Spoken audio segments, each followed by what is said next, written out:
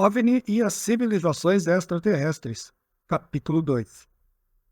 Há 10 mil anos, extraterrestres viveram em nosso planeta.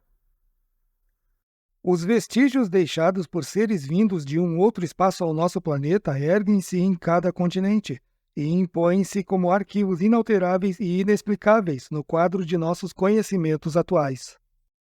Na União das Repúblicas Socialistas Soviéticas, Alexei Kazantsev decidiu há cerca de 10 anos realizar um périplo ao redor do mundo para procurar vestígios arqueológicos insólitos.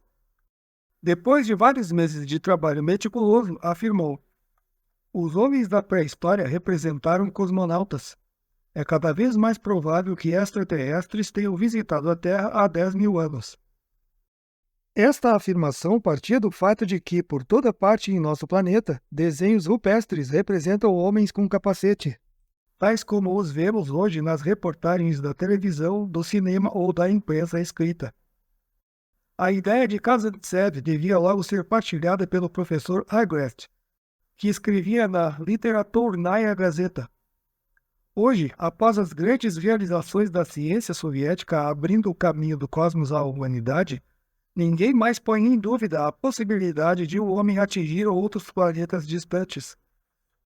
Considerando que nossa Terra não pode ser uma exceção no universo infinito e eterno, é certo que habitantes de outros mundos, por mais distantes que estejam, podem, também eles, estar em condições de efetuar voos espaciais tendo alcançado um alto grau de realização científica. Partindo dessas constatações, o professor Agreste acrescenta: pode-se encontrar os traços desses exploradores nas coisas conhecidas sobre a Terra, mas cuja origem permanece um mistério insolúvel, assim como nas lendas antigas que existem em diversos povos. O eminente sábio apresenta como prova as formações hialinas descobertas em diversos pontos do mundo e cujos isótopos radiativos só poderiam ser formados por reações termonucleares. Estas reações atômicas seriam atribuídas a projéteis sondas, ou a astronaves que utilizassem como meio de propulsão a fissão do átomo. Agreste vê na destruição de Sodoma e de Gomorra, as duas cidades malditas da Bíblia, uma explosão do tipo da de Hiroshima. Violentamente atacados, Kazantsev e Agreste encontram partidários e recebem as homenagens da ciência russa. As declarações bombásticas desses dois sábios originários de um país onde reina o marxismo materialista científico só podiam apoiar-se em provas materiais absolutas. Criticados acremente por suas ideias avançadas, Agreste e Kazantsev encontraram contudo um aliado entre os pontífices da ciência soviética. Em 1963, o professor Fezinkov, de Moscou, saudou publicamente a coragem de Kazantsev pelas suas teorias e, ainda melhor, aprovou-as. Em junho de 1967, o mundo ocidental teve a prova de que as hipóteses corajosas dos dois pesquisadores de vanguarda tinham aberto o caminho. Com efeito, o primeiro número do mensário Sputnik consagrava um artigo de 12 páginas ao mesmo assunto intitulado Cosmonautas desceram à Terra há 12 mil anos. Seu autor, Vyacheslav Zaitsev, licenciado em filosofia e especialista em literatura iugoslava que exerce as funções de catedrático assistente no Instituto de Literatura da Academia de Ciências da URSS, foi fortemente criticado em 1965 por Pyotr Masharov, chefe do Partido Comunista da Bielorrússia, segundo o qual ele teria afirmado numa reunião em Minsk que, na sua opinião, Cristo fora um extraterrestre. Devemos reconhecer que há 2 anos vem se manifestando uma enorme revolução entre norte-americanos e russos, que sabem muitas coisas sobre os acontecimentos da história mais primitiva, notadamente sobre os fatos que se desenrolaram antes do dilúvio. Até há bem pouco tempo, muitos acreditavam que outrora a Lua estava encaixada em nosso próprio planeta, hipótese temerária, mas que nada fica a dever a uma teoria recente e ainda não revelada ao grande público. Sábios dos dois blocos que estão agora de posse de milhares de fotos da face oculta de nosso satélite acham que a Lua teria sido outrora bombardeada por forças pensantes. Curioso mistério pesa ainda sobre a face oculta da Branca Selene. No dia 18 de julho de 1965, o Dr. B. Levin, do Instituto de Ciências Físicas Schmidt de Moscou, apresentou a seus colegas norte-americanos do Instituto de Tecnologia da Califórnia imagens tomadas pelo satélite Zond 3. As 25 fotos mostravam a topografia lunar e sua face oculta. Ora, coisa estranha, viam-se ali crateras de 3 a 30 quilômetros de diâmetro, das quais um certo número estão dispostas em linha. Contrariamente às crateras da face visível, este alinhamento em cadeia lembra um tiro ao alvo escalonado. Seria a prova de que, na noite dos tempos, seres em comunicação num circuito intergaláctico envolveram-se numa guerra apocalíptica? No Peru, um gigantesco desenho traçado sob o solo guiava outrora engenhos voadores. O grande deus marciano de Tassili traz o mesmo símbolo. Em 1962, os sábios franceses que trabalhavam no Saara tiveram uma manhã a surpresa de ver desembarcar Kazantsev seguido de uma equipe de fotógrafos e de cineastas. O soviético vinha fotografar gravuras rupestres de Tassili Ager, Tassili. Esses desenhos representam de maneira espantosa astronautas. O explorador francês Henri Lott já denominara uma dessas figuras o grande deus marciano. Sem dúvida, por causa da enorme cabeça redonda que o caracteriza e que parecia encerrada num capacete com um pequeno postíbulo. No Rogar, uma outra gravura, conhecida sob o nome de Dama Branca, desafia a sagacidade dos arqueólogos pela sua composição irracional. Também com ela, temos a impressão de que os homens que cortaram a rocha para nos deixar um testemunho de sua arte estilizaram um cosmonauta. Um detalhe desse desenho chamou-nos a atenção. Trata-se de uma aranha colocada como um sinete sobre a composição. Ora, uma gigantesca figura de aranha foi, há milênios, esquematizada sobre o solo de um alto platô no Peru. Descobrem-se igualmente na planície de Nazca linhas geométricas imensas traçadas na terra e somente visíveis de avião. O professor Mason, que estudou esses símbolos pré-incas, imagina que essas figuras foram colocadas segundo um modelo reduzido ou com o auxílio de uma grade. As numerosas fotografias que foram feitas da planície de Nazca fazem pensar de modo irresistível numa baliza que serve para guiar aparelhos vindos do céu. Os incas consideravam que seus deuses eram originários da constelação das Pleiades.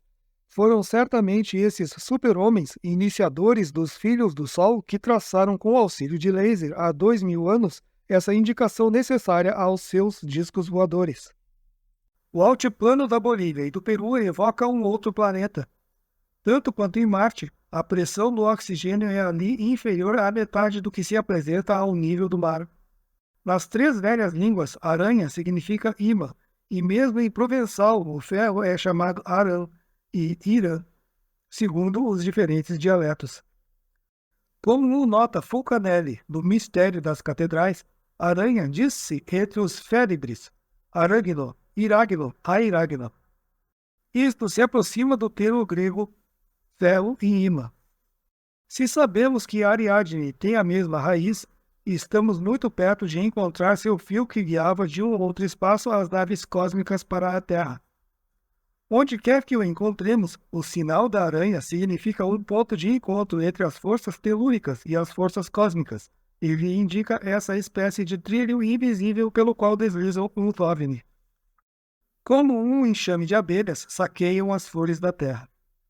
A descoberta de desenhos rupestres representando cosmonautas prossegue a cada dia, e atualmente parece que os homens da pré-história estilizaram por toda parte em nosso planeta essas entidades vindas de um mundo idêntico ao nosso. Na Ásia Central Soviética, um colaborador do Instituto de Cristalografia, G. V. Shiotsky, trouxe à luz do dia numerosos exemplares deles. Isto nada tem de surpreendente, pois que já sabemos que na fronteira da China e do Tibete, numa região montanhosa a que se dá o nome de Biancarcola, há um quarto de século, os arqueólogos descobriram estranhos discos de pedra recobertos de sinais incompreensíveis, desenhos e hieróglifos, que foram feitos com a ajuda de instrumentos desconhecidos. Todos esses discos, 716 ao todo, trazem um orifício ao centro como os nossos atuais microfocos, e deste orifício partem incisões em espirais que vão atingir a borda externa. Bem entendido, não se trata de discos de registro sonoro, mas de uma forma de escrita que é certamente a mais incompreensível que jamais se descobriu na China. O professor Soun Hong-Lui, da Academia de Pré-História de Pequim, depois de vários anos de estudo e de pesquisa, está em condições de afirmar atualmente que as inscrições espiraloides narram a chegada de naves espaciais nessas regiões há 12 mil anos. Os Dropa e os Han, que vivem ainda nas cavernas de alta montanha próximo de Biancaraoa, e cujo porte físico, em muitos aspectos, corresponde à descrição que fazem testemunhas dos pilotos dos discos voadores, vistos perto de seus engenhos, não puderam ser classificados pelos etnólogos em nenhum grupo humano preciso. Seriam talvez descendentes de seres do espaço. Uma crônica local cheia de interesse chega a precisar: os Dropas desceram das nuvens em seus deslizadores aéreos. E 10 vezes, até o erguer-se do sol, homens, mulheres e crianças se esconderam nas cavernas. Mas, por fim, compreenderam os sinais e viram que, daquela vez, os Dropas tinham vindo com intenções pacíficas. Pode-se pensar, aparentemente, que esses visitantes de um outro mundo tivessem outrora mostrado agressividade em relação aos indígenas. Velhas lendas chinesas falam de homens muito pequenos, magros, de rosto amarelo, que teriam descido do céu. Esses seres monstruosos, para a nossa ótica, cuja cabeça tinha um tamanho descomunal, eram suportados por corpos incrivelmente macilentos e delgados. Os terráqueos sentiam um profundo desgosto ao olhá-los. Esses seres foram exterminados por cavaleiros que os perseguiam impiedosamente. Numerosas tumbas recobrindo os restos desses bizarros humanoides foram descobertas nas cavernas pelos espeleólogos chineses. Como foram exterminados os dinossauros da Ásia Central? Durante vários milhões de anos, a vida terrestre foi dominada por uma população de animais diversos que reinavam como senhores sobre um mundo mal saído de seu parto. Alguns répteis gigantes erguiam suas cabeças a 20 metros acima do solo. Alguns pareciam ser golfinhos com goela de crocodilo e patrulhavam em pleno oceano como os nossos atuais torpedeiros. Outros escrutavam o horizonte com olhos enormes como faróis de automóveis. Havia os que se deslocavam nos ares com tanta velocidade quanto nossas aves de rapina atuais. O cruel Tiranossauro Rex semeava o espanto nesta fauna. Sua fome quase insaciável tornava esse carniceiro temido pelos seus congêneres. Armado com 50 dentes afiados como adagas e cujo comprimento atingia de 15 a 20 centímetros, ele atacava sem cessar os répteis herbívoros. Todos esses répteis gigantescos proliferaram e chegaram a ocupar a totalidade da Terra. Tendo atingido um grau bastante elevado de organização, esses monstros desapareceram de repente da cena do mundo, e seu desaparecimento constitui um enigma obcecante que a ciência gostaria muito de explicar. Numerosos sábios acreditam que as condições climatológicas de nosso planeta mudaram bruscamente e que a vegetação preferida por esses gigantes desapareceu. Eles morreram de fome. Cada um deles consumia realmente mais de 500 quilos de alimentos em 24 horas. Um dos melhores especialistas mundiais dos cemitérios de dinossauros, o professor soviético Efremov, propõe uma outra teoria, que se situa nas fronteiras da ciência e da ficção. Segundo Efremov, que explorou algumas centenas de cemitérios e que manipulou milhares de ossamentas fósseis, estes répteis gigantes teriam sido exterminados por engenhos voadores com a ajuda de armas ultra-aperfeiçoadas idênticas aos nossos mais modernos fuzis, ou talvez até com uma arma semelhante ao raio da morte, laser superpotente. Efremov, num dia de 1939, foi chamado a Xi'an, onde operários chineses de construção tinham trazido à luz do dia um crânio de dinossauro. Essa prova, com a idade de centenas de séculos, trazia no ocipício um buraco idêntico ao que deixaria uma bala. Em seguida, e isto foi o que pareceu curioso ao soviético, encontraram-se muitas outras ossadas que apresentavam esta ferida anormal. Os paleontologistas são pessoas discretas e não quiseram, na época, divulgar sua descoberta. Quando, em 1948, um vasto canteiro de obras se abriu na Ásia Central Soviética para furar canais e usinas hidrelétricas em muitos vales dos montes Tian Shan, paleontólogos acompanharam os técnicos da terraplenagem na esperança de conseguir achados prodigiosos. O seu mais ambicioso sonho foi largamente superado. As escavadoras descobriram um alucinante cemitério de dinossauros que cortava o vale inteiro e prolongava-se por mais de 10 quilômetros. Admiravelmente conservados, esses ossos evocavam uma espécie de floresta mágica totalmente petrificada, transtornada por algum cataclismo. A primeira descoberta importante foi a de um monoclônio dinossauriano herbívoro, cujo crânio também se apresentava furado por um pequeno buraco ligeiramente oval. Um fato deixou estupefatos os sábios.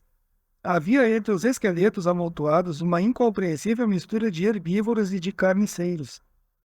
Por ocasião de uma tragédia que se desenrolou há mais de 60 milhões de anos, uma trégua havia reunido para um derradeiro sacrifício os carniceiros e suas vítimas.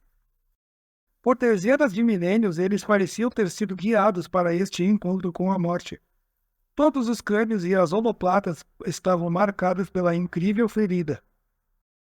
O professor Efemov é de opinião que seres inteligentes dotados de engenhos voadores com o auxílio de uma arma implacável destruíram animais cuja promiscuidade se tornava ameaçadora. Para esse sábio, seriam extraterrestres explorando o nosso planeta, que travaram um combate apocalíptico com esses dinossauros carniceiros. Para proteger certas culturas vegetais em fase de experiência, teriam organizado uma vasta batida, encurralando ou teleguiando milhares de répteis para o lugar onde tinham resolvido exterminá-los. Esses homens de outro espaço, com toda certeza, foram nossos longínquos ancestrais. No Japão, as esculturas da ilha de Honshu. A revista soviética Sovietskaya Rossiya publicava em junho de 1963 um estudo sobre misteriosas estatuetas descobertas no Japão na ilha de Honshu. Não somente se ignora totalmente a proveniência destas pequenas obras de arte, mas ainda elas são extraordinárias por si mesmas. Parecem-se com escafandristas e são cobertas de motivos gravados e ornamentais que se poderiam confundir com instrumentos técnicos modernos, microfone, inalador e outros. Os exames arqueológicos rigorosos aos quais essas esculturas foram submetidas são formais. Elas datam de milhares de anos. Os habitantes da ilha lhes deram um nome curioso, ou gol, o que significa capacete desabrochado. Estas estatuetas poderiam representar cosmonautas em roupas pressuizadas. O norte-americano Kurt V. Zeissing chamou a atenção dos pesquisadores para os filtros de respiração que são vistos nitidamente desenhados nos capacetes dessas miniaturas no local da boca. Na parte posterior do capacete há um postíbulo cercado de uma cadeia decorativa. Ele parece-se com uma charneira de ouro. Entre os povos primitivos que esculpiram o Zologol, a charneira era completamente desconhecida. A arqueóloga norte-americana Helen Gardner conta-nos em seu livro A Arte através das Idades que estas estatuetas contrastam estranhamente com toda a arte pré-histórica japonesa. Originário do país, o sábio Motsumura chamou-as Gemon. Designam-se sob este termo no Japão os primeiros habitantes que povoaram a ilha e cuja origem é desconhecida. O Sr. Matsumura considera, por outro lado, que os equipamentos dos Gemon eram somente usados para voos espaciais. Apresentados aos técnicos da NASA, estes não hesitaram em confessar que sua administração trabalhava na confecção de uma roupa de cosmonauta que seria semelhante à dos Gemon. Discos voadores e marcianos do Vale Camonica. O Vale Camonica apresenta-se como uma enorme falha de quase 70 quilômetros aberta no coração dos Alpes italianos, em uma paisagem admirável de geleiras e de altas montanhas. Situado ao norte da cidade de Brescia, seu acesso é fácil, e a proximidade da fronteira suíça traz a esta região uma atividade turística intensa no período do verão. Explorada desde 1933 pelo professor Mahon, seu verdadeiro interesse arqueológico foi evidenciado por um de nossos compatriotas discípulos do Abade Breuil. Emmanuel Anati. Por volta dos anos 1960-61, Emmanuel Anati estudou, classificou depois de tê-las prospectado milhares de gravuras rupestres esculpidas em uma rocha dura e compacta.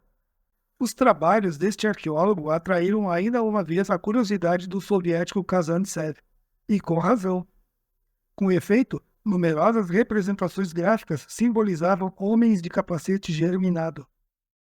Ainda mais, uma cena cheia de vida reproduzida sobre a parede rochosa por homens que tinham vivido há dezenas de séculos nos oferecia a nós, homens do século XX, o primeiro relato de uma aterrissagem de um engenho voador desenhado por homens da Idade do Bronze.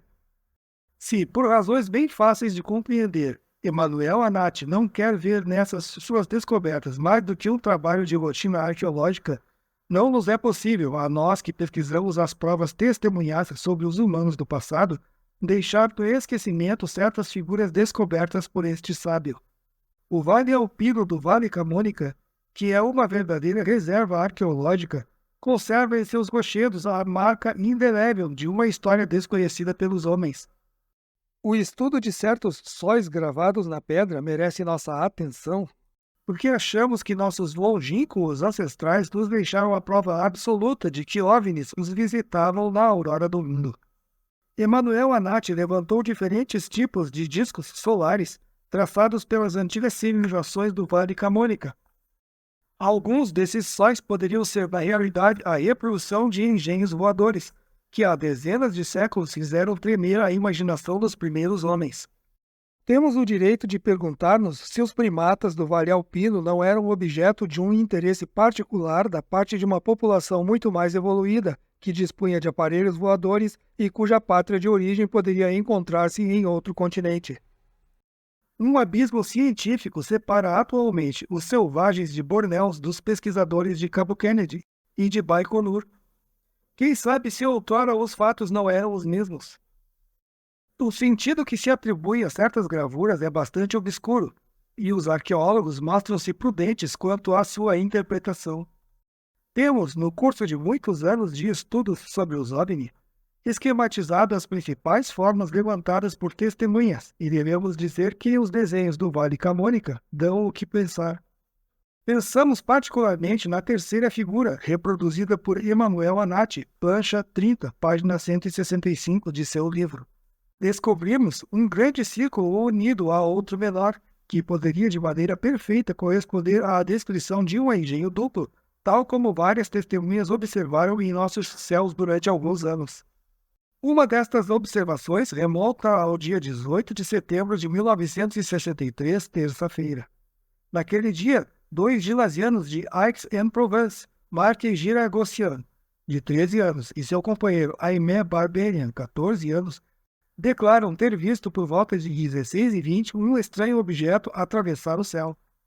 Estávamos no estádio, disseram eles, e olhamos para a colina perto de Besson, quando de repente uma coisa engraçada apareceu no céu.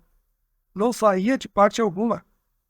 Era um objeto de forma irregular, com muito volume adiante e outro tanto atrás. Parecia-se um pouco com um aparelho telefônico. O objeto primeiro veio em nossa direção e desapareceu nas nuvens.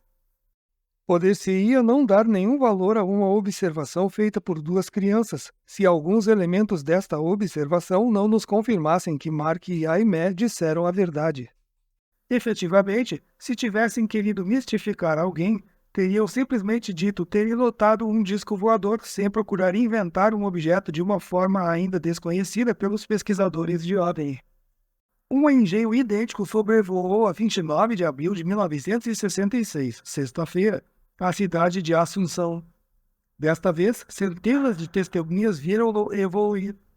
Deslocou-se a mais de 1.000 metros do solo e compunha-se de uma bola resplandecente ligada por uma espécie de fuselagem a um segundo núcleo igualmente brilhante, mas de dimensões menores. Espécies de postigos colocados adiante do engenho e dos lados deixavam filtrar a luz que vinha do interior. Palenque, chave do mistério. O documento mais perturbador que diz respeito à passagem sobre nosso planeta de homens vindos do espaço situa-se no México. Como cada qual sabe, a quase ilha de Yucatán está repleta de templos e de pirâmides. No dia 15 de junho de 1952, Alberto Russo Winier e uma equipe de arqueólogos descobriram em Palenque um magnífico monumento de forma piramidal, sem dúvida o mais belo de todo o estado de Chiapas. Era um túmulo secreto sobre o qual repousavam os restos de um homem cuja morfologia era totalmente diferente dos maias da época, que eram os seus contemporâneos. Sua altura, 1,70 m, ultrapassava de 20 bons centímetros a altura média dos indígenas, que não excediam nunca os 1,54 m. A abertura do sarcófago será sempre um dos momentos mais cativantes e dos mais excitantes da história da arqueologia. Somente Lord Carnarvon e Howard Carter tinham conhecido antes de Alberto Russo Winier instantes assim tão emocionantes, quando os primeiros penetraram na tumba de Tutankhamon. Tendo chegado ao interior da pirâmide, Winier e sua equipe de arqueólogos descobriram um sarcófago inviolado, recoberto por uma laje esculpida. Esta pedra, com um comprimento de 3,80 metros e largura de 2,20 metros, tinha a espessura de 25 centímetros. Pesava 6 toneladas. Os arqueólogos só tinham como instrumentos de trabalho 2 macacos de automóvel.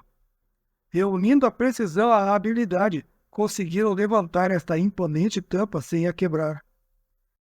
Esta laje tão pesada que deu tantos cuidados a Alberto Russo Winier para a desembaraçar, merece tanto a nossa atenção quanto o sarcófago que ela recobria.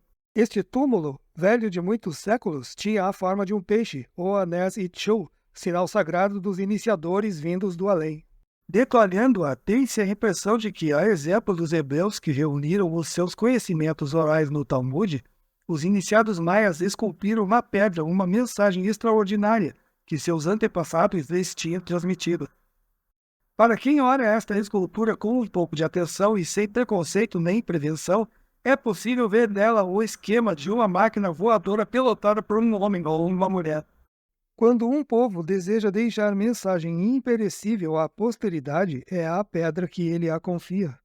É o único material capaz de lutar contra a eternidade. No presente caso, foi o que fizeram os maias. Esta escultura é uma das mais belas e das mais finas de toda a arte pré-colombiana conhecida. É nítida e equilibrada.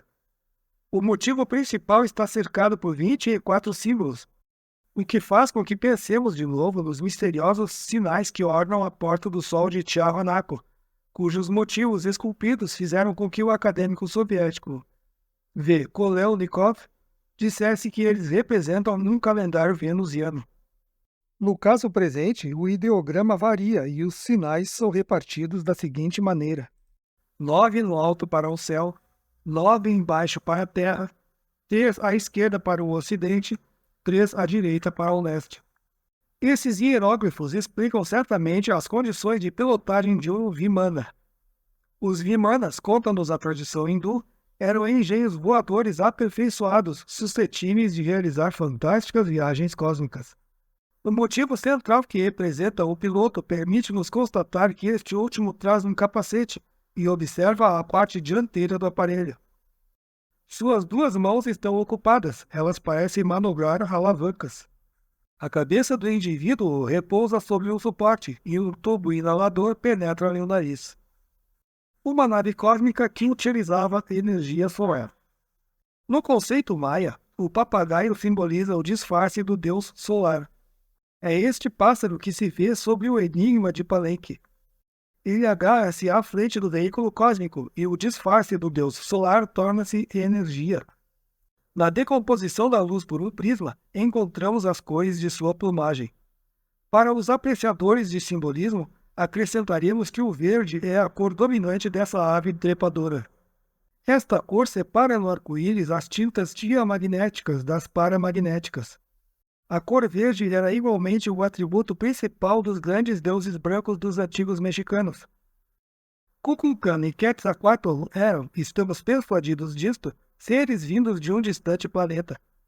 Eram representados tradicionalmente com os olhos e o umbigo incrustados de jade. Na parte interior do Vimana, 3 receptores são visíveis. Eles acumulam a emanação do astro diurno. Outros captadores estão gravados à direita e à esquerda do veículo espacial. O motor está disposto em 4 partes. O sistema de propulsão encontra-se atrás do piloto. A arrancada está nitidamente assinalada e manifesta-se sob a forma de chamas na parte traseira da nave voadora. O continente sul-americano é um dos mistérios inexplicáveis.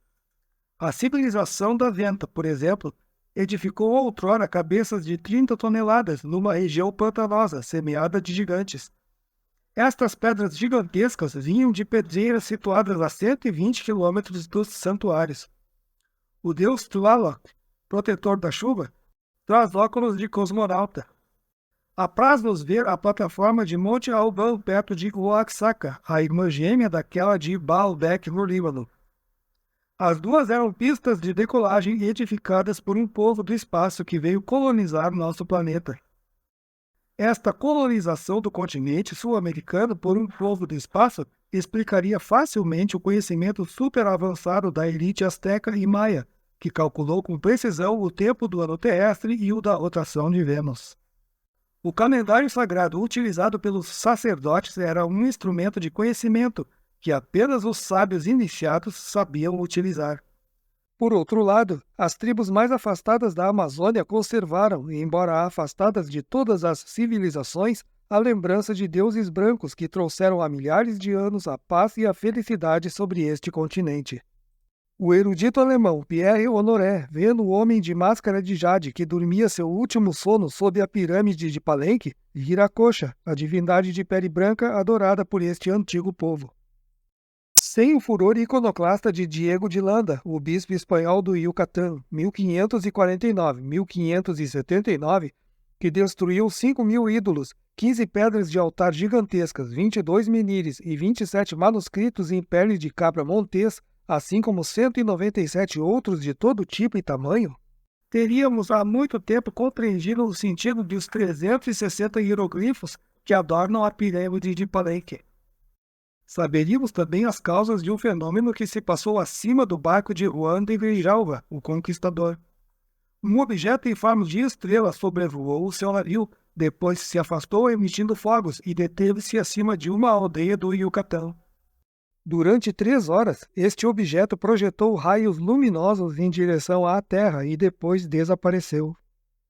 Os sacerdotes maias conservaram ciumentamente os elementos materiais que lhes tinham sido legados em herança por seus mestres cósmicos. Quando, por premonição ou por uma outra fonte que ignoramos ainda, souberam que estrangeiros viriam invadir sua pátria, destruíram ou esconderam o que havia de mais precioso. O Codex Telleriano-Rimensis descreve no ano 4 Carli, 1509, uma imensa chama elevando-se da terra até as estrelas. Durante várias noites, diz Ixtlilxochitl, apareceu uma grande claridade que nascia do horizonte oriental e subia até o céu. De forma piramidal e com chamas, ela impressionou de tal modo o rei Texcoco que este último resolveu pôr fim às guerras. Esta explosão, pois que é preciso chamá-la pelo seu nome, parece confundir-se com aquela que destruiu Sodoma e Gomorra. Sua origem atômica não deixa nenhuma dúvida, e a descrição que nos dá o Codex Telleriano-Rimensis tem mais de um ponto em comum com as manifestações luminosas que seguiram a catástrofe de Tobolsk, sobrevinda em 30 de junho de 1908, e na qual os soviéticos Zotkin e Tsikholin veem a queda de uma nave espacial pilotada. Seria uma reserva de combustível que foi sabotada em 1509 no México? Muitos elementos pendem em favor desta hipótese. Deuses na Bolívia. Uma lenda boliviana pretende, mas no fundo seria mesmo uma lenda, que o deus Viracocha desceu outrora da terra perto do lago Titicaca. Deu como guias aos homens Manco Cápac e Mama Oclós, sua irmã. Ainda hoje, no promontório de Copacabana, em frente à Ilha do Sol, milhares de indígenas da Punha reúnem-se a cada ano no mês de agosto em peregrinação para comemorar este acontecimento. Muitos acreditam que foi ali que, na noite dos tempos, os primeiros colonos vindos de outro espaço celeste pousaram o pé. Lutando contra uma vegetação luxuriante e hostil, deram a todo esse continente uma arte e uma ciência raramente igualadas, que ainda fazem sonhar muitas pessoas.